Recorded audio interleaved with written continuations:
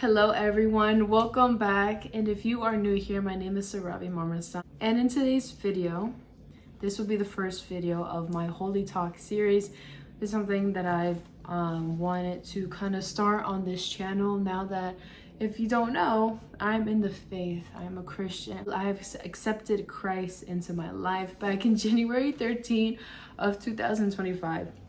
And so I wanted to start this series where we really get into depth of Christ, of what he's done in my life, on things, on, when we talk about a billions of things when it comes to, friendship, relations, financial situations, marriages, or any things like that, those type of conversations, because Christ is in everything. He's with me every day. He's with all of us every single day. And so in every aspect of our lives, he is there. And so that's the kind of stuff that I really want to get down, to really talk about it and also share what he's done in my life. But before I start really getting in those kind of conversations, I want to first share my testimony. And can I be real with you guys? I want to be completely honest.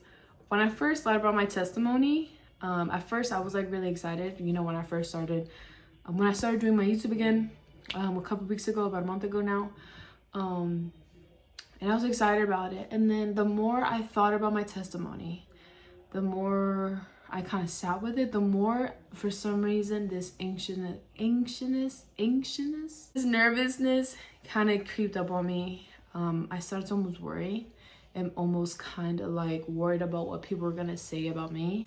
What people might think of me, what they say, or if they get upset because I mentioned something or people didn't like what I say.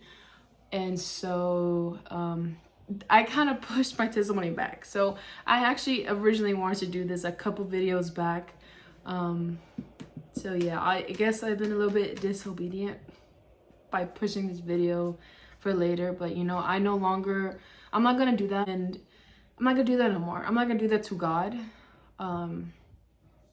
The way to spread the gospel when you first start up telling the gospel about Jesus is through your testimony. And so he's done a miraculous thing in my life.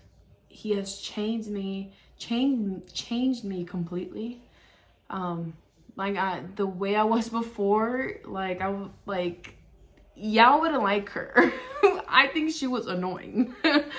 And now I'm just completely different. Obviously, I'm still working things out. I'm not completely, there's still habits that I have that God is working through me. And some of you guys in real time may know my testimony. Maybe only know just a little bit, kind of bits and pieces, but don't know the whole thing. And in today's video, I will share my testimony completely. This testimony is not about me. I'm gonna just say that first and foremost. It's not about me. It's got nothing to do with me. Obviously, it's my life that this happened, but the Lord is the one that did everything. The Lord is the one that saved me and that has transformed me and continuously sanctifying me in my life right now. And so all glory goes to God. All glory goes to Jesus. I really don't want this to be like about me. I don't want to be the one that to be glorified or whatever. Like, I don't even want you to feel bad for me, to be for real. I want you to be able to feel hope, that there is hope in your life, because there is, and it's through Jesus.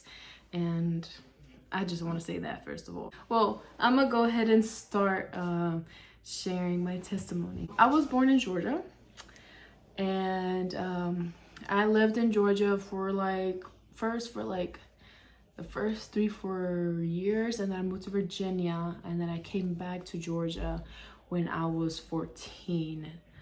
Okay, so how my childhood was, my father was not in my life, unfortunately. Yeah, we didn't have a father growing up.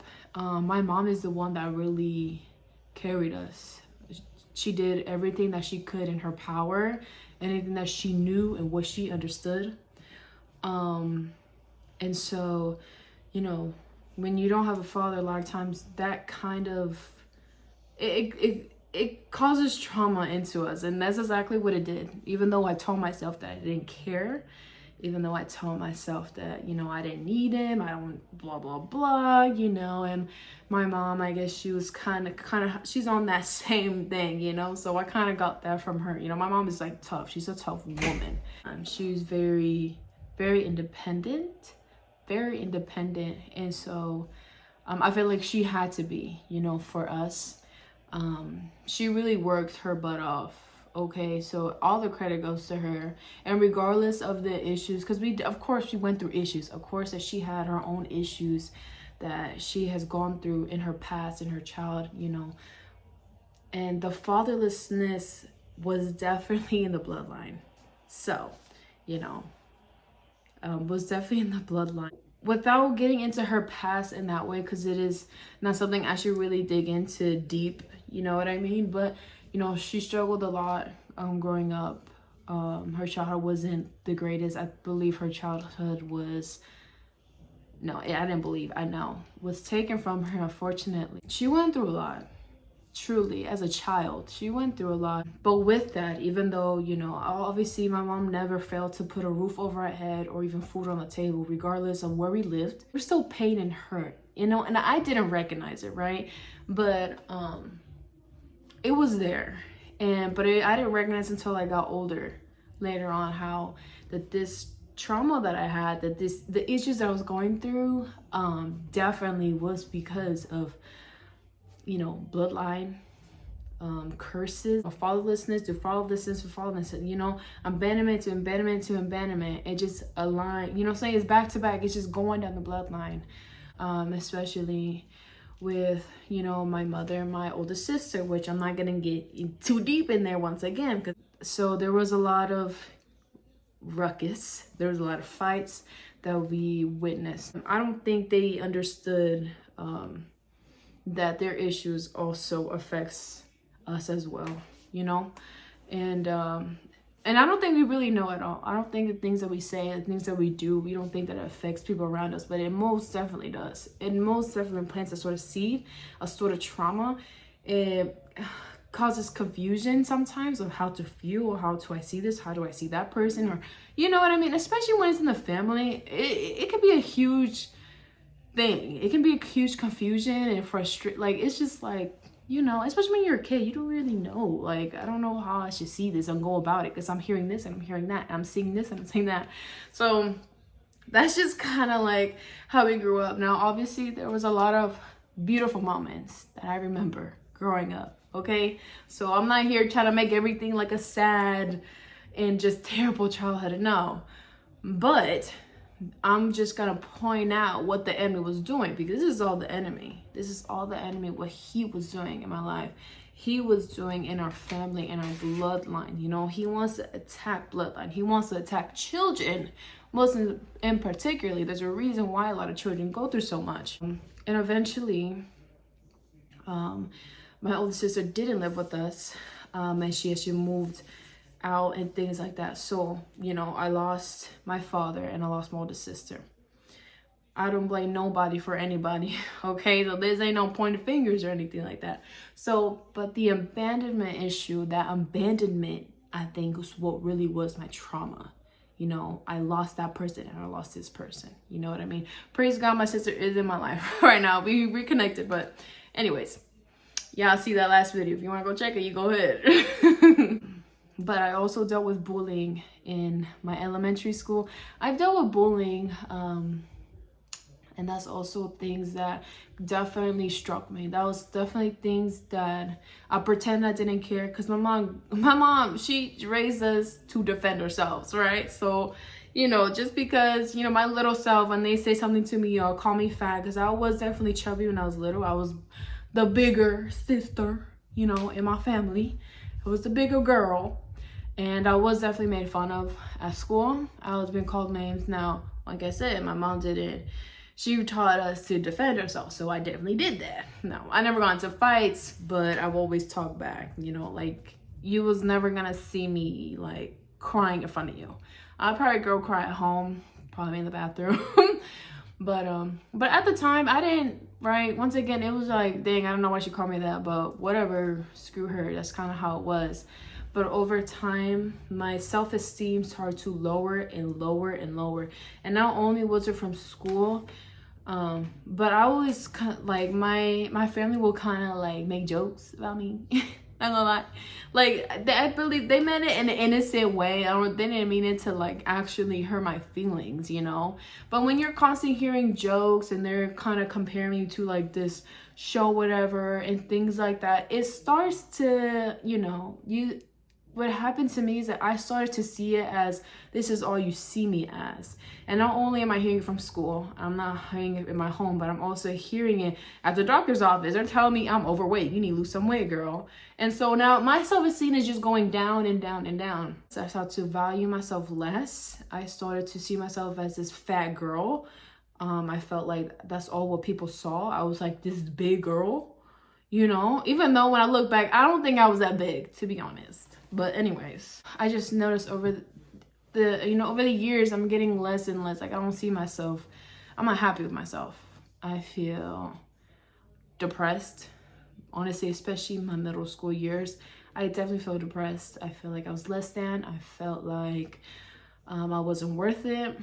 I was not. It was not it. But I wasn't the type to show those feelings, because in some part of me, I felt ashamed of feeling those things. Because I'm like, why do I feel that way? You know, my mom loves me. My parents, you know, my mom loves me. My brothers and sisters love me. Yada, yada, yada. You know what I'm saying? Like, I don't understand. Like, I shouldn't feel. So I felt ashamed of feeling depressed or feeling like I wasn't worth it. Feeling like I just wanted to exit out of this earth and just vanish or run away. That is what I felt. And I didn't understand why. Though there's definitely multiple things. Like I said, there was multiple doors open. And another door that was open, which I won't get deep into because it's a lot. I don't know if that's really like something I should talk about unless God really wants me to get in depth with it. I don't think I know. I don't know. But also, witchcraft was also something that was in our bloodline, unfortunately, that we were influenced, that was exposed. Now, with that, when I talk about witchcraft, I'm not talking about like Harry Potter type stuff. Well, I mean, at least that I don't know, right? Tarot card readings and things like that. That was something that was being used commonly. I don't know why. I don't know. And also I know I have like a bunch of like, especially in the Hispanic community, I don't know what that is. Like, can we stop with that? So I definitely believe, and I know, because it actually affected me, which I will get into it, but it definitely did affect me.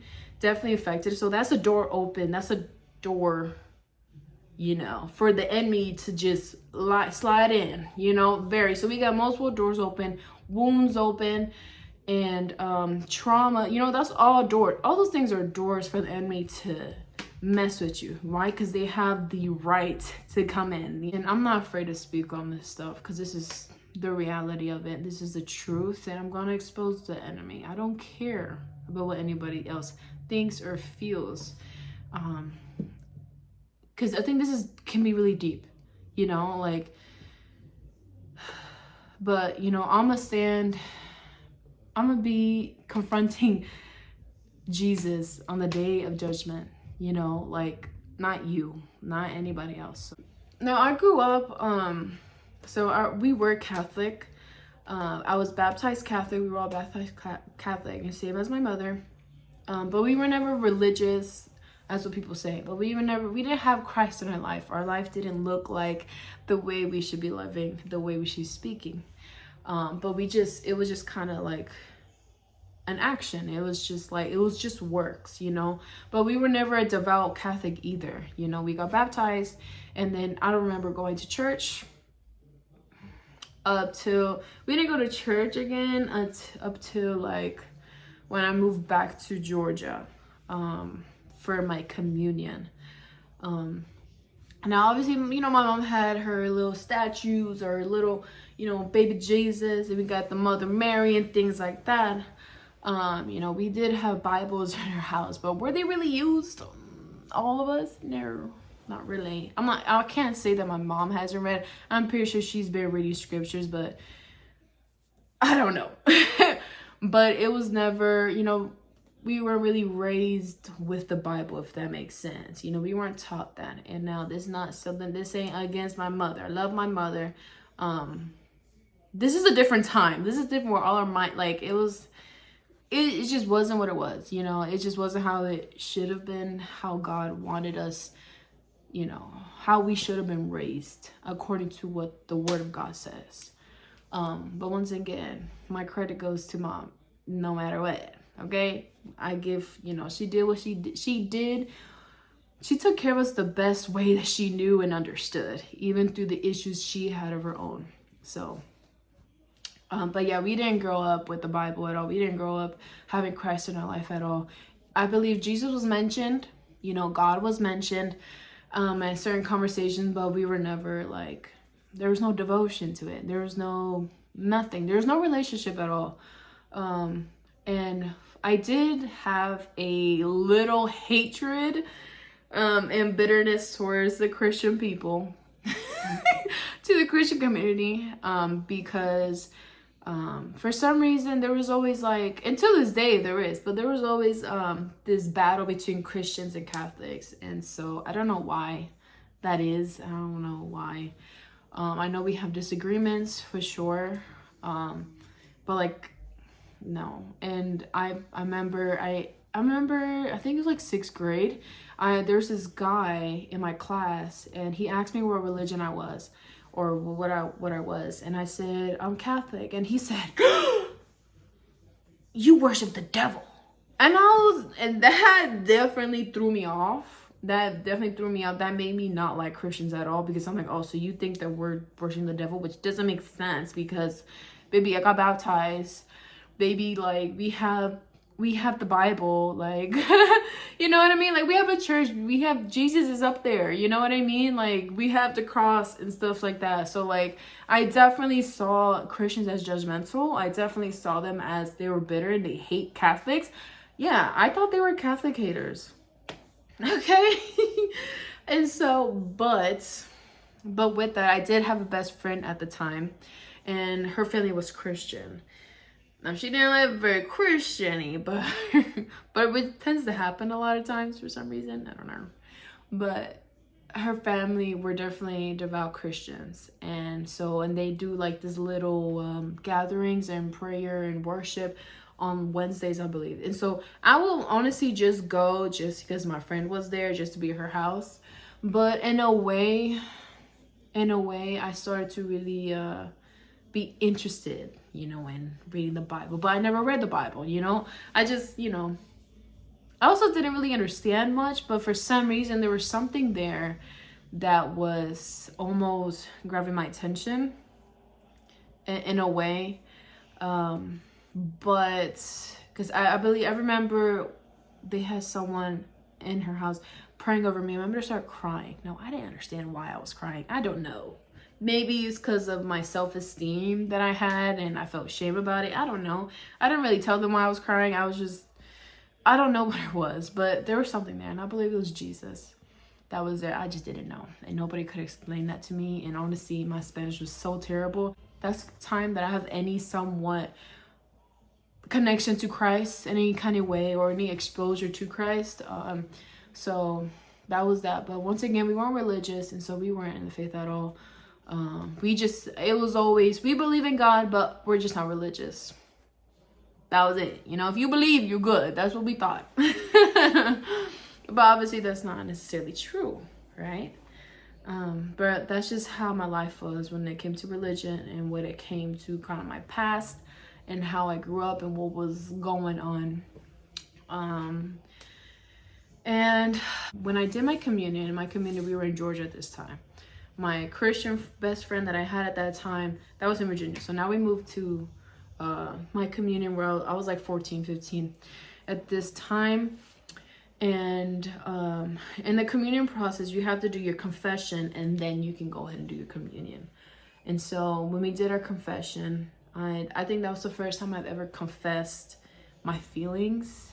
I've confessed everything. I pretty much confessed a lot of the issues that I was having at that time with the father that I was confessing to, and I completely broke down. But I felt this release. I felt this release off of me.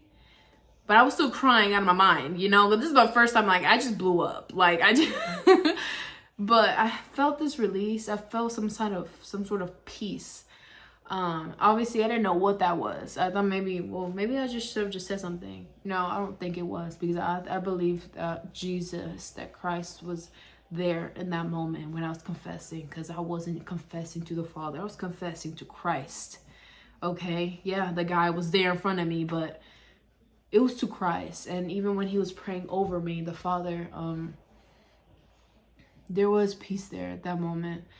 And the same day, you know, my mom's like seeing me crying my eyes out, and so, you know, I ended up confessing to her and crying to her, and we kind of cried together, you know what I mean? It was a beautiful moment, actually. Thank you, Jesus. But yeah, but I didn't see it as, oh my gosh, Jesus saved me, or Jesus helped me with this. No, it was more like, oh, I just had to talk. It was actually me. I saved me. I actually found what the issue was. I just had to speak up. I go back to my life, right? And I also battled with God. I actually battled with God. I didn't actually understand the Trinity at all. Like God the Father and like Jesus and like I didn't understand the Holy Spirit. I was like, I don't even know what this means, right? Like, I don't understand. I don't, like, is Jesus God? Like, God, Jesus? Like, what is this? So I never understood that. But I wanted to have a relationship with Christ. I wanted to speak to God. I wanted that. And so I even started praying to the rosary, because I was like, I need some sort of connection with this God, or I don't know. I guess it was finding purpose. I guess it was finding, like, you know, if God is real, right? Right? Like, God is real. I believe that God is real. So, you know, it was very confusing. And so, but I believe I try to reach God, and I try to reach God through a rosary. And to be real with you, that didn't help with nothing. When I actually first did my rosary prayer alone in my room at nighttime, I actually felt some sort of presence, and it wasn't a peaceful one. I felt eyes on me. So I don't know. I don't know what that is. I don't know how to go about that at the time. Obviously, I still continued to do the rosary, but then I didn't do it for long. I kind of stopped very shortly after, because I was like, this ain't doing nothing. You know, I don't understand. But it was that first time I definitely felt someone in the room at nighttime. And this is nighttime, so I'm like, so that was something. I'm not saying that the rosary is evil or anything. I have no idea. I respect the Catholics so much. I do. Obviously, there's some disagreements there, but I respect them so much. You know, like, I have nothing against them. And I would pray to God every night. During this time, it was middle school, going into high school, I believe. I would pray to God, and honestly, I felt it was pointless, because the way I saw it, it was like, yeah, we have to confess our sins and God will forgive us. But I felt like a hypocrite praying to God. I was like, how can I sit here and pray to you and tell you that I'm sorry for doing something if tomorrow I'm just going to go back and do it? That's how I felt. And so after I came to that realization, I was like, yeah, I'm gonna just stop praying at this point, because, like, I'm just a hypocrite. I'm just a liar. So I'm gonna just do me. But I believe in you, God. I know you exist. There's just no point for me to pray to you. There's just no point of me confessing something that I'm gonna do again. So that's just what my mindset was, which is kind of weird mindset, kind of crazy mindset, but a lot of people have that mindset. So that was my mindset. I was heavily influenced by being an independent woman. And there's nothing wrong with being independent.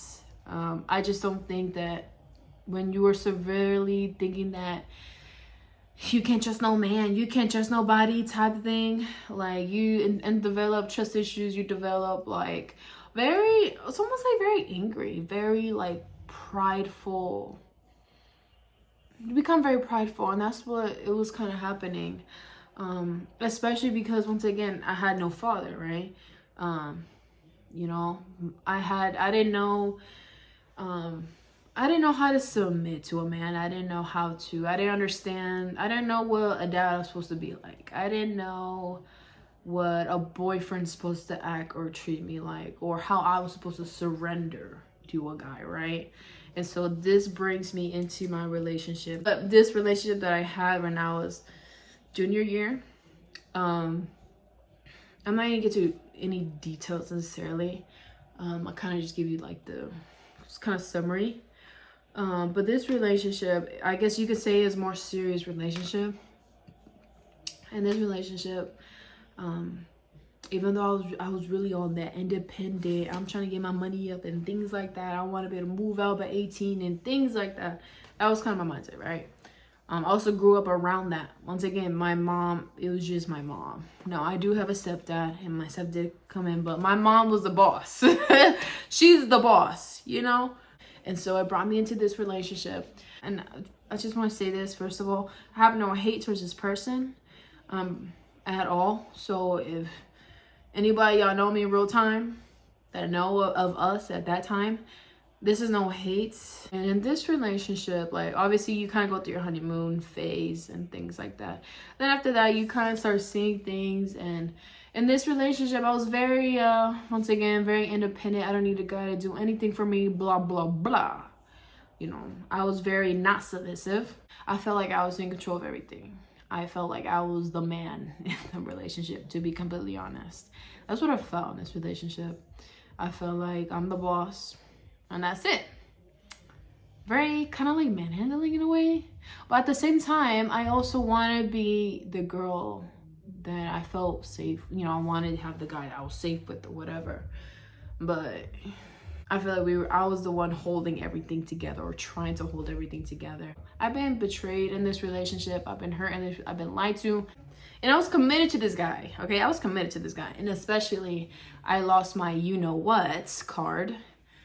I lost that with this person. And so I completely was like, yeah, I trusted you this much. Like, I'm committed, baby. I'm committed now. And as you know, which I'm not gonna get deep to it, but sex is biblical, and sex is for marriage and marriage only. It is a covenant, a spiritual covenant, okay? And so because it's so spiritual, that attachment for this guy became stronger. So even after the betrayal that I dealt with, the pain that I dealt with, even though, yeah, we did break up for a certain amount of time, I would let him back into my life very easily. Because why? Because I felt that the abandonment was worse than the betrayal. You know, God works in miraculous and mysterious ways. God has been trying to remove this person out of my life multiple times. And even the betrayal didn't even do it. But you know, God immediately put a guy in my life. And this new guy that came to my life, I was only single for a month, by the way, which is so crazy to me. I think that's like, oh my gosh, girl. But, you know, it seemed desperate, but it wasn't. It was destined, baby, okay? It was destined, okay? It was destined to be. And this guy that God introduced me, actually, that God placed in my life, was who is now my current husband. And I just want to mention that my husband, who is not my husband, I knew him before, you know, and especially when I was dating this guy, when I was dating the other guy, my husband, I knew him before. You know, we worked in the same, like, when I first started out, like, he started out as well too. He came after I started, but you know, we already kind of knew each other. We didn't know each other like that. We weren't really close. I honestly didn't like him. Fun fact, I actually did not like him at all. And the very same guy that I didn't like for a long time was the guy that I ended up dating and that I ended up marrying. God is going to remove what is not for you. And I'm not here trying to be teacher or whatever, but I'm just saying that's exactly what he did. In this relationship, somehow, some way, I was actually able to submit in some sort of way through this guy. How? I don't know, but I believe it's God. 1,000%, 1,000%, it was God. But unfortunately, it was seen as like control, you know. It was seen as like oh, you just listen to whatever he says. You know, it was seen like that. And so when that was spoken to me, I started to, you know, then I go back to my old ways, right? Like, no, you can't tell me what to do. I'm not gonna do blah, blah, blah, blah. But it wasn't even that at all. You know, submission isn't really like you control me. It's not really that. I think we all need to be submitted under something. You know, we need to humble ourselves. Submission is humbling ourselves. You know, we don't know all the answers. I don't know how to do everything correctly. I've learned so much because of my husband. I have learned so much. A lot. My husband is a very smart guy. Very intelligent guy. Okay? Very, very intelligent, actually. And so I learned a lot from this guy. And through that, I learned to submit under this guy, under my husband. And so, and in the midst of my relationship with my husband, with my now husband, Jesus also met me there too. During this time of our relationship, we were actually planning our wedding. And this is the very beginning. Like, this is the very beginning when we, you know, agreed to get married. When he proposed to me, I guess. We agreed before he proposed, if that makes sense. But yeah. And so I accepted Jesus. Also, hold on, I forgot a very important thing. Also, oh my gosh, I'm so sorry. This video is so long. Oh my God. I want to give a big shout out to Hannah. My girl Hannah, if you're watching this video, I just want to thank you so much, because this girl, I believe she actually came to Christ. So my friend Hannah came into Christ way before I did. And I believe we were still in school during this time. I can't remember. I don't know, maybe it was like senior year, I think. I don't know. She accepted Christ in her life, and she was kind of going through this whole transformation of cutting nicotine and things like that. And she will constantly post on her Snapchat stories, on her private Snapchat stories, about Jesus, about God, and all these things. And I will see this. And once again, I didn't really think anything of it, but it definitely planted a seed, because eventually, the more I saw the things that she would post, the things she would talk about, I started to grow an interest and a curiosity for Christ. And I remember even talking to him about it, like, you know, maybe I should go to church again and things like that. So I will kind of mention that here and there, but I never did anything until eventually I did. And January 13 is when I posted, and I was like, oh, I accepted Christ in my life. I don't know if that's really like when I accepted Christ, actually. But that's when I started seeking him, for sure.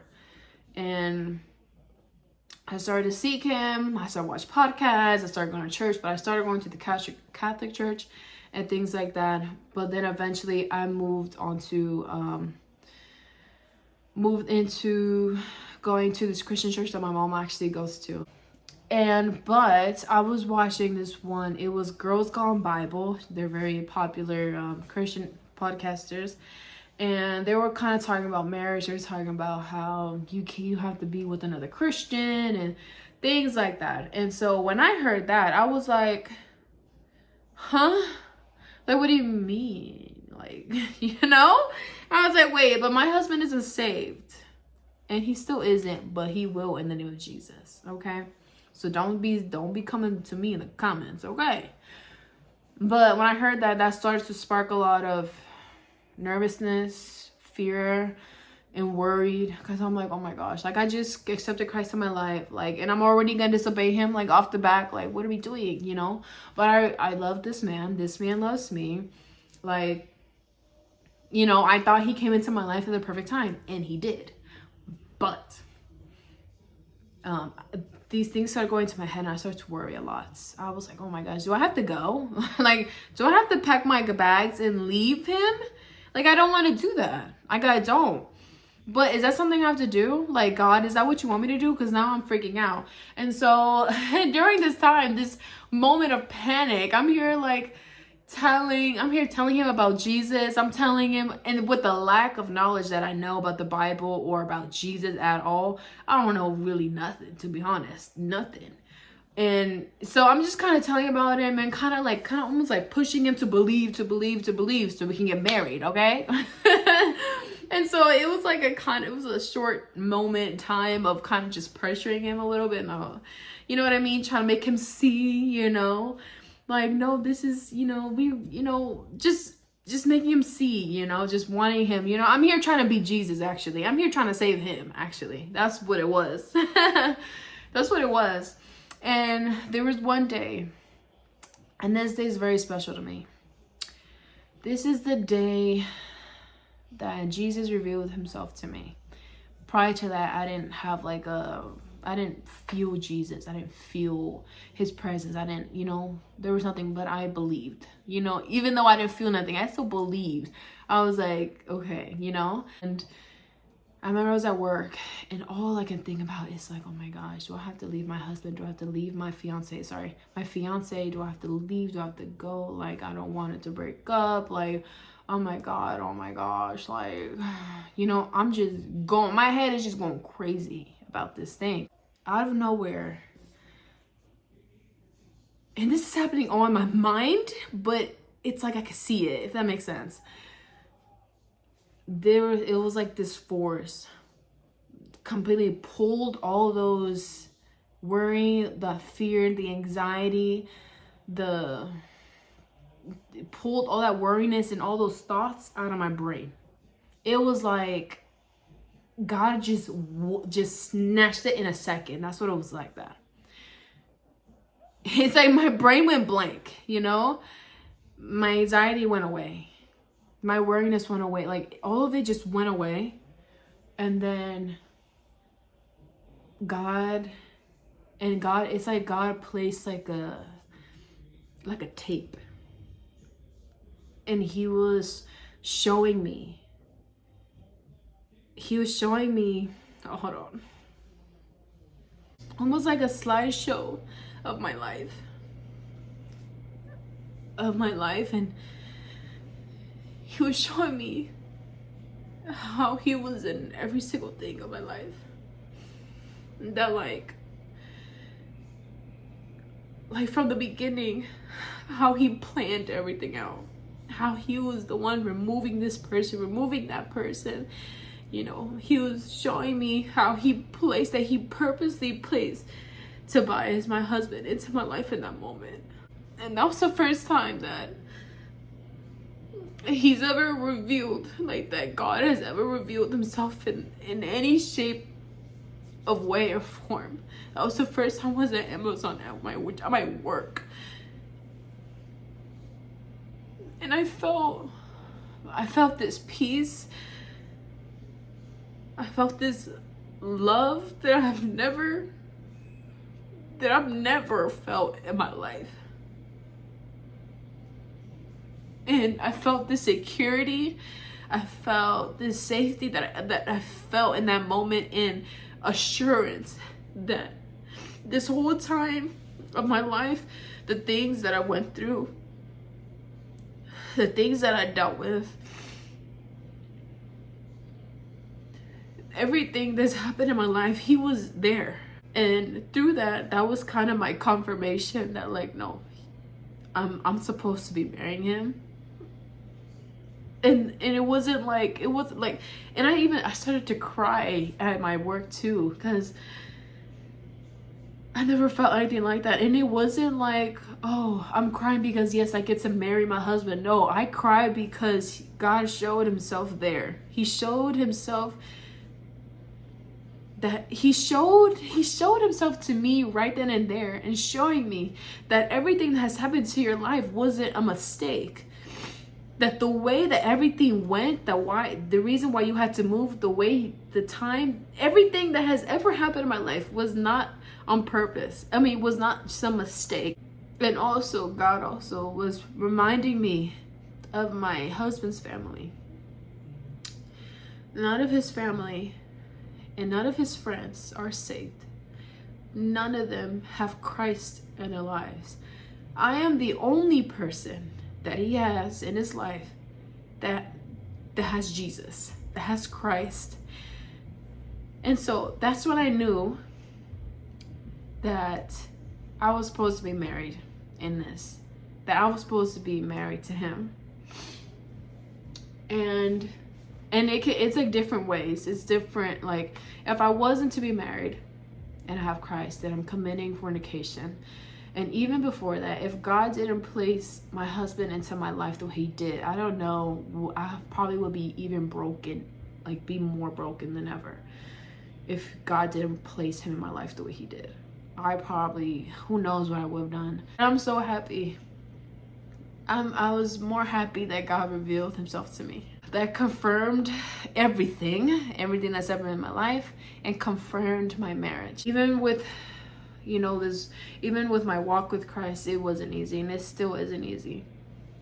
Because even in the midst of my marriage, I still went through some things. And I just want to backtrack a time. So about a year before before I accepted Christ into my life, someone that was really close to me told me that they got their tarot card readings at this time. And this person called me, and they were telling me that they got this read, and my palms read, or whatever, one of the two.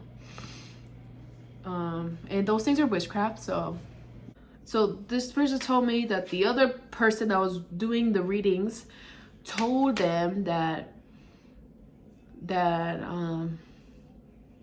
basically that I was going to become pregnant and lose it.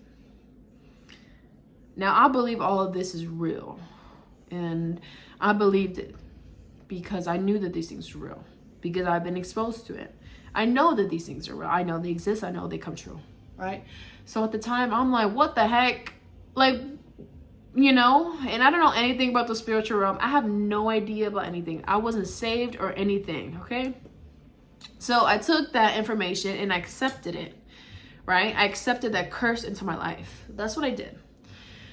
Okay, a year later, and it's crazy because it was around the same time as well. A year later, I took it off my birth control, and I had the Nexplanon on, and I took it out because it started to irritate my arm. I don't know, it was messing with my nerves or whatever. I don't know, but it was messing with me, and I was like, yeah, I'm gonna take it off. So it was about a month after our wedding, and I removed it. And during this time, we were already thinking about having kids. Like, you know, we were okay with being parents. We had no issue if I came out pregnant, okay? And next thing you know, I found out I'm pregnant. And that was my first pregnancy, and it was right after I removed the Nexplanon. It was a month after I removed it. And about when I was like 8 weeks. And so I went to the doctors a little bit too early when I went. But they told me, I don't know why it's late, I don't know. Anyway, she ended up this lady, the thing that makes appointments, she ended up booking me, but she booked me too early, right? But she said that it was okay for us to book early. So I was like, oh, okay. Right? My first time, I don't know nothing about anything. I go in, they say it's too early, so they can only see a little sac. You know, it's like this small. And so they're like, you're gonna have to come back like another week or two, right? Like in 2 weeks.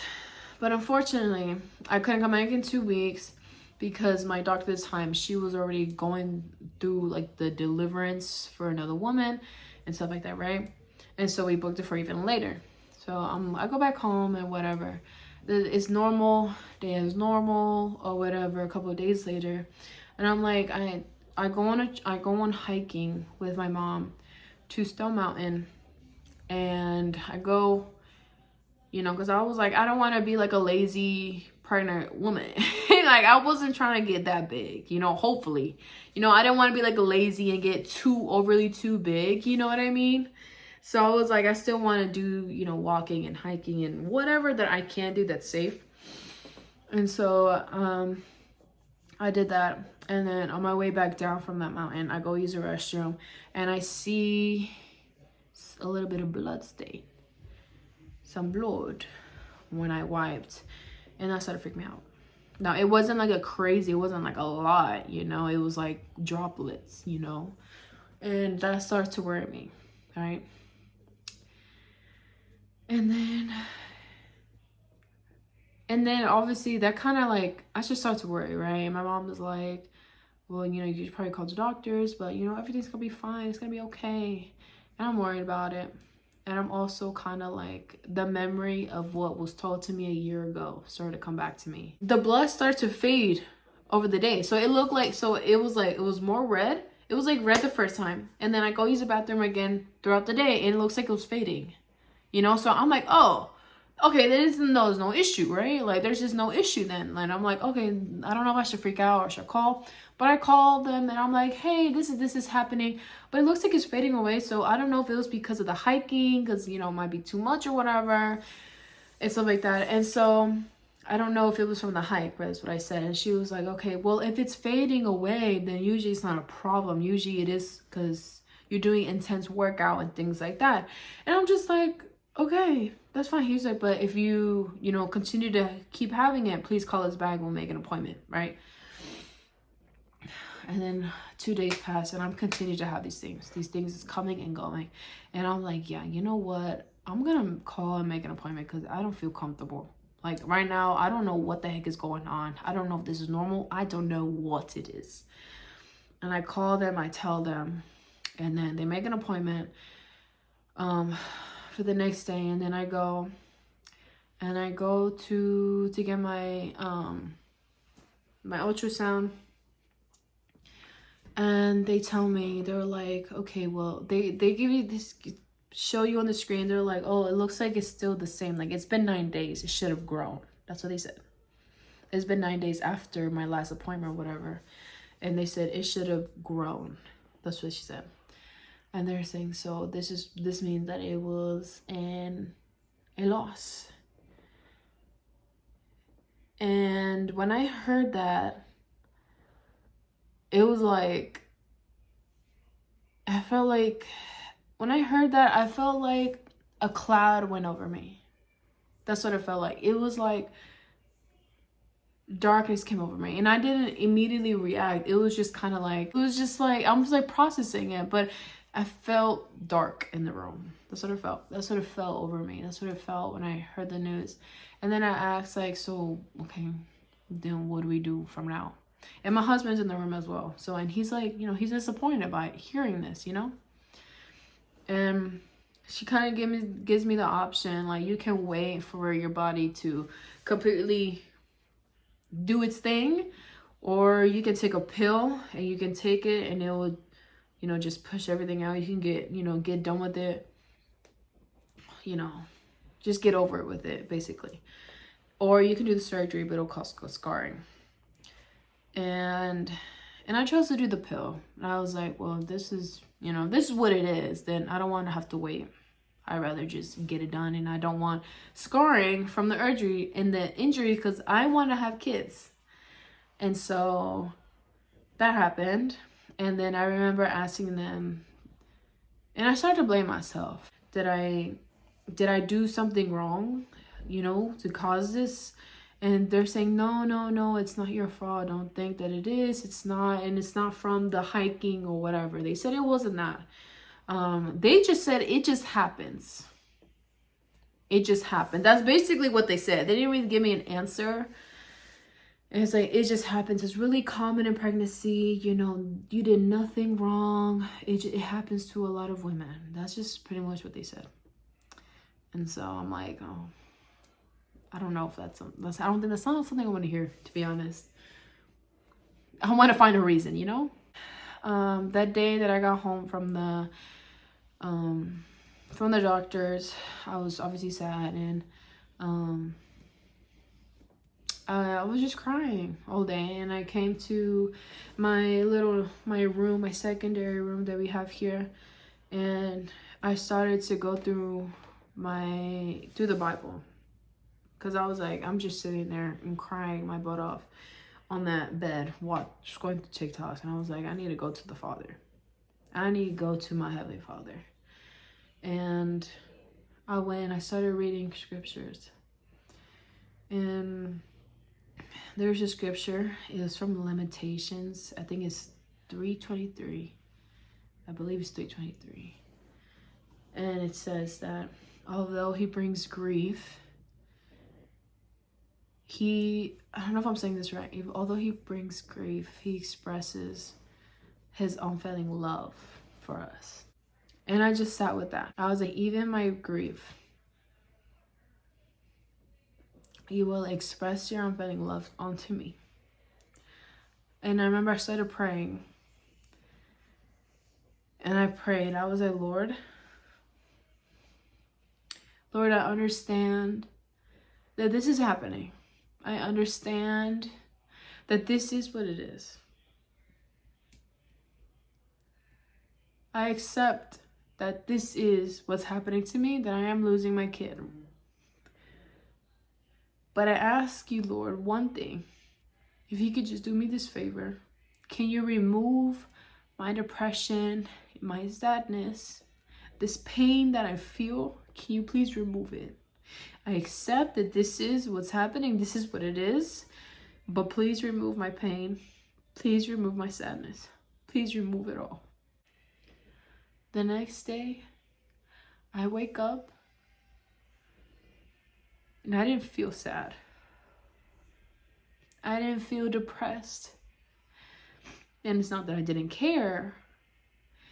It's that he answered my prayers. That was his love again. That was him answering what I asked. And when I took the pill and I went through the miscarriage and I went through the pain, because even those painkillers that they gave me, I think it was Oxy. Oh, I don't even know what the heck it was.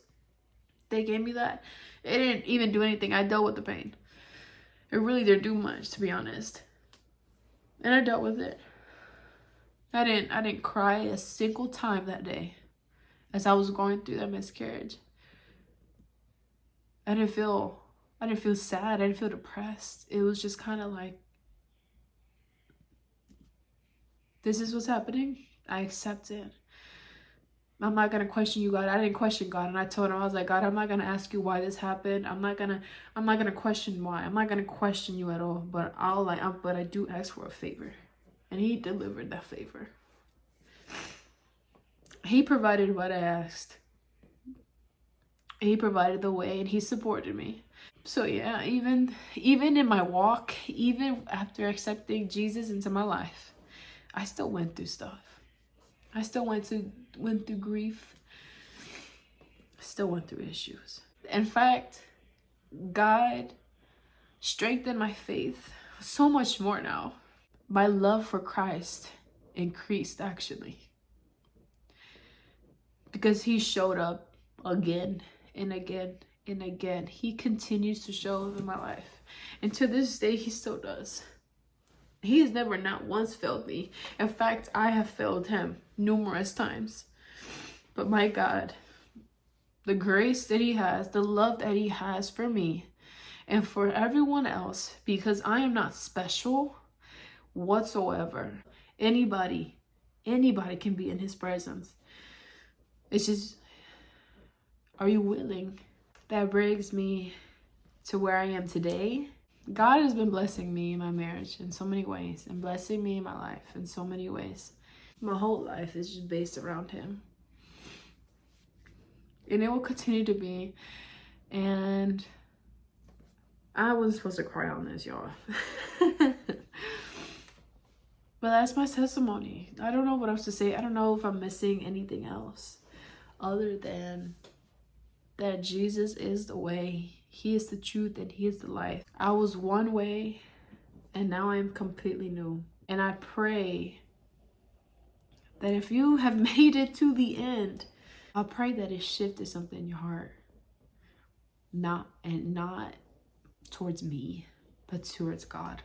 That if you're an atheist or if you don't know him at all or whatever the case may be, you're not a believer, I pray that this testimony in some shape, way, or form, that it shifted something in your heart to maybe even just to consider Jesus, just to look into it. Because I started off just looking into him. You know, I was never like this. And so that's my prayer for you. That's it, you guys. Thank you so much for watching, and I'll see you guys next Tuesday. God bless you.